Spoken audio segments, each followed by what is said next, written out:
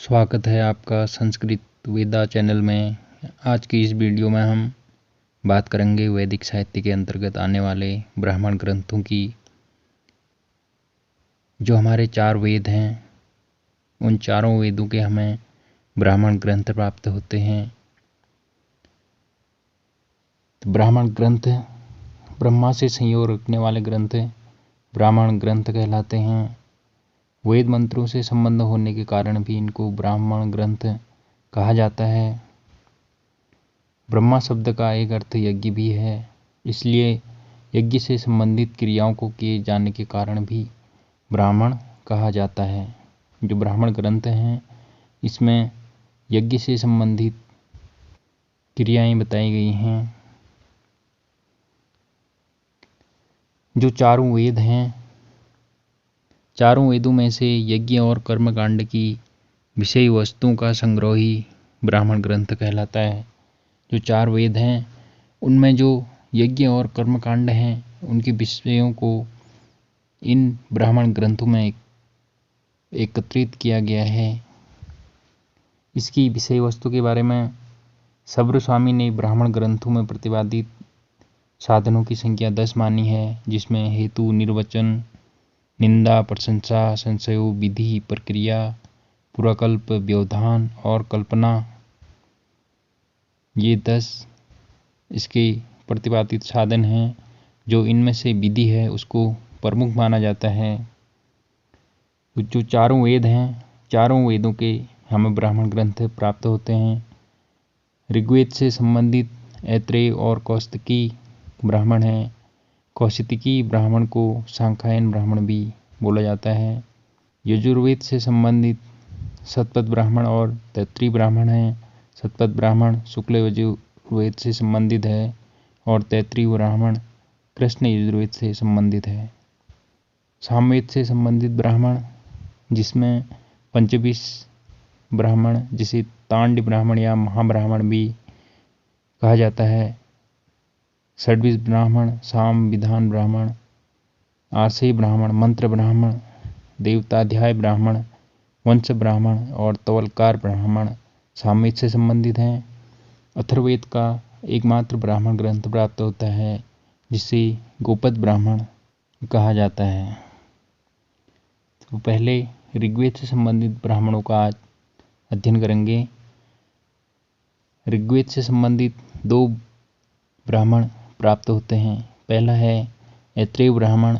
ऐत्रेय ब्राह्मण के रचयिता महिदास ऐत्रेय हैं। ऐत्रेय ब्राह्मण में 40 अध्याय हैं और 285 कांडकाएँ हैं और 8 पंचिका हैं। ऐत्रेय ब्राह्मण में होता नामक ऋत्विक के विशेष कार्यों का वर्णन किया गया है। सोमयाग संबंधित अग्निष्ठाम, अग्निहोत्र आदि का भी वर्णन किया गया है। इसमें 31 से 33वें अध्याय में सुनौसी व्याख्यान का वर्णन है। ऐत्रेय ब्राह्मण शाकल शाखा से संबंध है। जो इसके 40 अध्याय हैं, वो 5-5 अध्यायों के समूह में विभक्त हैं, जिन्हें पंचिका में विभक्त किया गया है। सायण ने ऐत्रेय ब्राह्मण पर संस्कृत भाषा में भाष्य लिखा और कीथ ने ऐत्रेय ब्राह्मण पर आलोचनात्मक अंग्रेजी अनुवाद किया। गंगा प्रसाद उपाध्याय ने इसका हिंदी में अनुवाद किया। ऐत्रेय ब्राह्मण में 40 अध्याय, जो 5-5 अध्यायों को मिलाकर एक पंचिका बनाते हैं। इसमें प्रथम और द्वितीय पंचिका, जो अध्याय 1 से 10 तक हैं, उसमें अग्निष्टोम याग में होता के विधि विधानों तथा कर्तव्यों का विस्तृत वर्णन किया गया है।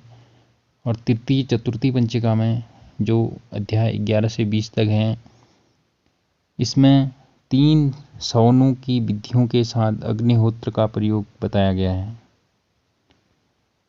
पंचम पंचिका अध्याय 21 से 25 तक 12 योगों का और षष्ठ पंचिका 26 से 30 तक, इसमें सप्ताहों तक चलने वाले सोमयागों में होता तथा उसके सहायक ऋतुजों के कार्यों का विवेचन किया गया है। तो पंचम और छठे अध्याय में 12 योगों से और सप्ताहों तक चलने वाले साम यज्ञों में होता तथा उसके सहायक ऋतुजों के कार्यों का विवेचन किया गया है। सप्त पंचिका में जो अध्याय 30 से 35 तक हैं, इसका प्रधान विषय राजसूय है। इसी प्रसंग में सुनोसेब का प्रख्यात आख्यान भी विस्तार से वर्णित किया गया है। ये टाइपिंग मिस्टेक हुई है यहाँ पर, ये होगा पंचिका।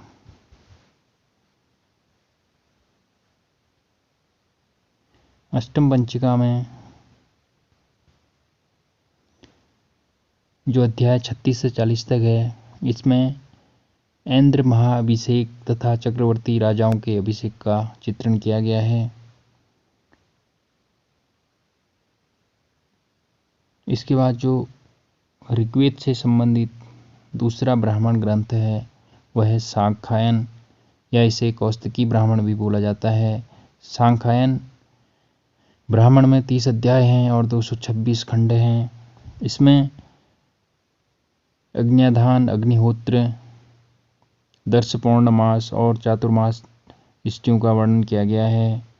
ये वास्कल शाखा से संबंधित हैं। जो चारों वेद हैं उनकी अलग अलग शाखाएं हैं।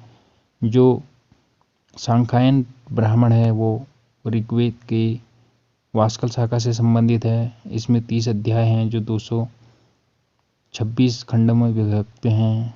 जो प्रथम 6 अध्याय हैं इनमें पाग यज्ञ का वर्णन किया गया है। शेष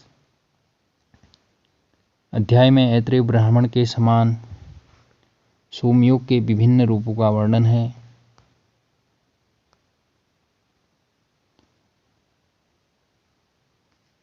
रुद्र की महिमा का विशेष वर्णन किया गया है। अग्नि निम्न कोटि तथा विष्णु को उच्च कोटि के देवता माने गए हैं इसमें। इसके बाद यजुर्वेद से संबंधित जो पहला ब्राह्मण है सतपथ ब्राह्मण, ये शुक्ल यजुर्वेद से संबंधित है। शुक्ल यजुर्वेद की माध्यान्दिन शाखा तथा कर्ण शाखा दोनों शाखाओं पर ये उपलब्ध होता है। सतपथ ब्राह्मण जो माध्यान्दिन प्रथम शाखा के अंतर्गत, इसमें 100 अध्याय और 14 कांड हैं। द्वितीय शाखा यानी कर्ण शाखा के अंतर्गत इसमें 104 अध्याय और 17 कांड हैं।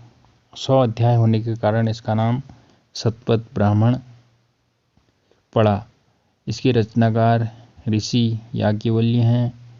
इसमें दर्श पौर्णमास, अग्निहोत्र, पितृयज्ञ, चातुर्मास्य, सोमयोग, राजसूय, अग्निचयन, अश्वमेध, नरमेध आदि यज्ञ अनुष्ठानों का वर्णन किया गया है। तो जो सतपथ ब्राह्मण है ये माध्यान्दिन शाखा और कर्ण शाखा पर उपलब्ध होता है। 100 अध्याय होने के कारण इसे सतपथ ब्राह्मण बोला जाता है। इसके रचनाकार याज्ञवल्क्य हैं। इसमें दर्श पौर्णमास, अग्निहोत्र, पितृयज्ञ, चतुर्मास, सोमयाग, राजसूय, अग्निचयन, अश्वमेध, नरमेध आदि यज्ञ अनुष्ठानों का वर्णन किया गया है। जो इसके अंतिम 6 अध्याय हैं वो ज्ञान कांड से संबंधित हैं।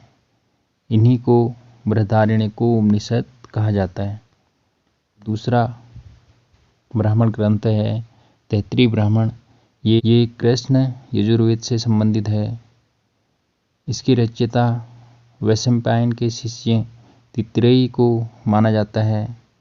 इसमें 3 कांड हैं। प्रथम कांड में अग्न्याधान, वाजपेयी, सोम, राजसूय, गवाह, मयन, नक्षत्रेष्टि का वर्णन किया गया है।